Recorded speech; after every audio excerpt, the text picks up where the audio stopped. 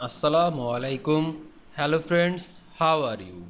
Welcome back to my another video.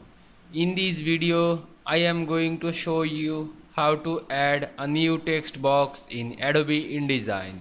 Let's get started.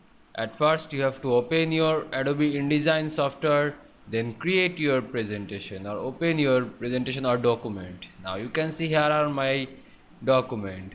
Now I add a new text box in this document. At first I have to select this type tool or press on your keyboard, press T tool. Now you can see I select this type tool. Now simply just drag on your mouse left button and draw a text box. Now write your text in this text box. Now click outside of this text box.